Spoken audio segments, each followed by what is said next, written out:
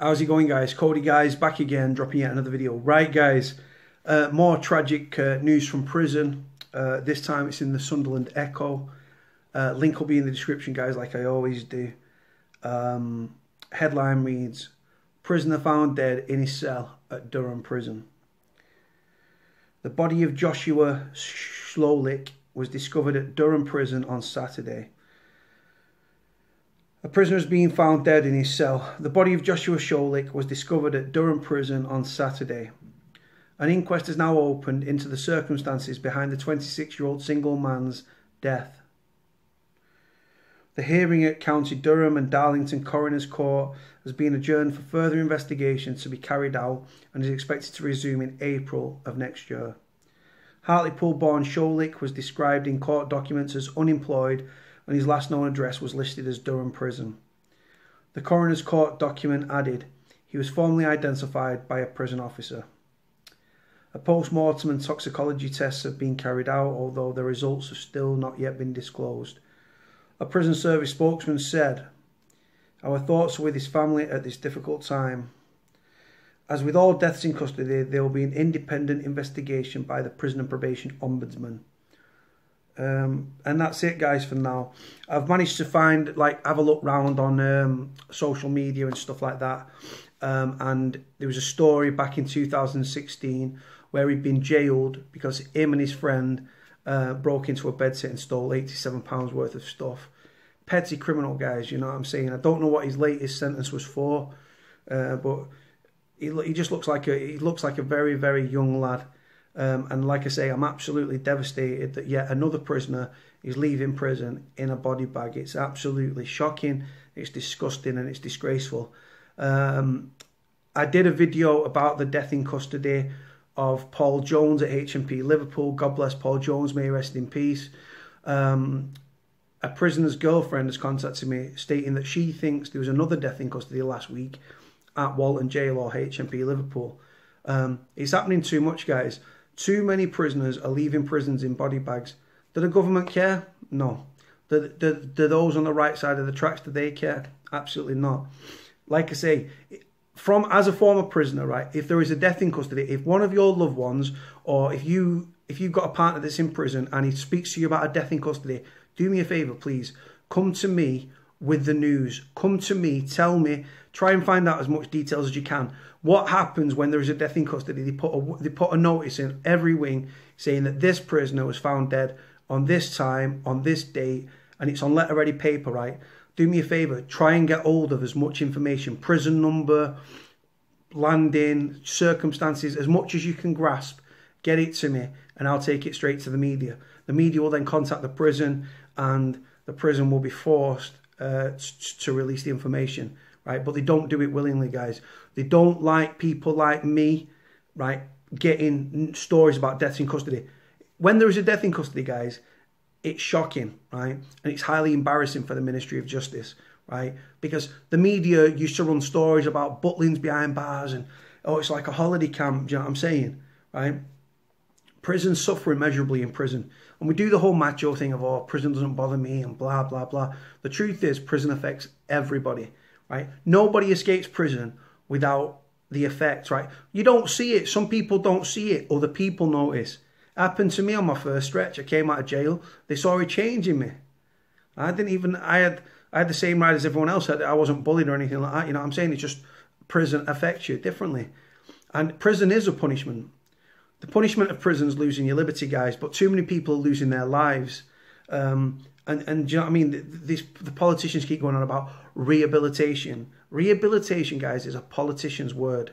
It's a word so people like David Gork, the Justice Secretary, the Prisons Minister, Rory Stewart, can wear suits, feel important while getting paid whopping £100,000 wages. Meanwhile, prisoners are suffering immeasurably in prisons. Prisons are doubling up as mental health units. Like I say, you've got contraband where you've got contraband, you've got debt where you've got debt. Yeah, you guessed it, you've got fear, intimidation, bullying and violence. The picture of prisons is a very bleak one, guys. And like I say, it shouldn't be, like, I've had some laughs in prison, don't get it twisted. I've had some great laughs in prison. But did prison affect me? You bet your life it did. It affects us all. Doesn't matter how big and how bad you think you are. Prison affects everybody. It gets to you. And anyone that says it doesn't is lying, right? You'll make some lifelong friends in prison. Like I say, the more times you go to prison, the easier it is because you know the regime and how things run. But there's no consistency within the prison system. What works in one prison won't work in another prison. What the regime is in one prison won't be the same in another prison. And that could be the same category sort of prison. And like I say, guys, far too many prisoners are leaving prisons in body bags. And the Ministry of Justice and the prisons try to sweep it under the carpet like these prisoners are nothing and like they're nobody. I won't let it happen. This is why you've got to remember, guys, you've got to remember, why do I do this, right? It's just a YouTube channel. I don't get paid, right? So why do I keep pushing my agenda? Because I give a shit. I genuinely do care. Like I say, I'm nobody, guys. My story's no different to anybody else that's watching this channel. I was dragged up, guys. I had nothing and I was dragged up. I went through the criminal fraternity like a lot of people do. I learnt my lesson. I was lucky, but I only learnt my lesson because I saw it was doing to my mum, right? Like when prisoners leave prisons in body bags, right? It's not about they can't cope or anything like that. It's just they're tired of fighting and they've come to the end of the road and they think, you know what?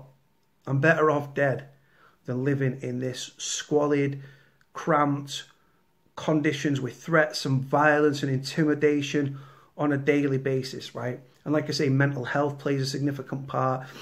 Anger and frustration at the system plays a significant part. Relationships breaks down, family breakdowns whilst in prison. Women using kids as weapons whilst prisoners are inside in prison. There's a lot that goes on. But we're not angels. We don't pretend to be angels. You know what I mean? We've done wrong. We know right from wrong. We've chose our path, right? But like I say, mentally ill prisoners should not be in prison. Mentally ill prisoners should be in psychiatric units. I genuinely do believe that. But why do prisons choose and why do judges send mentally ill criminals to prison rather than psychiatric units? Because it costs about £40,000 a year to house a prisoner, where if you take them to a psychiatric unit, like let's say high security, talking £350,000-400,000 a year. It's the reality. And prison body bags, guys, are as much part of prison life as the understaffing, the spice, the violence, the record numbers of assaults, the record numbers of self-harm, the harsh regimes, the squalid conditions. It's just a sign of the times, guys, and I will not rest. If you know someone, right, if your loved one has died in prison, please, please, please contact me or shout it from the rooftops. Go to local, go to national radio, newspapers, get the story out there. Because given half a chance, the prison, they don't contact. When you see these deaths in custody stories don't come out, right? The prison don't run to the newspaper and say, oh, we've had a death in custody. No. No, what they try to do, they try to sweep it under the carpet, right? And given half a chance, that's what they'll do. They don't want these stories coming to the forefront of the people because it's alarming and it's a humanitarian crisis of the highest order. It's beyond words. And like I say, but people on the right side of the tracks, the people that are in power, they don't give a shit about prisoners. Do they hell? They're residing over prisoners.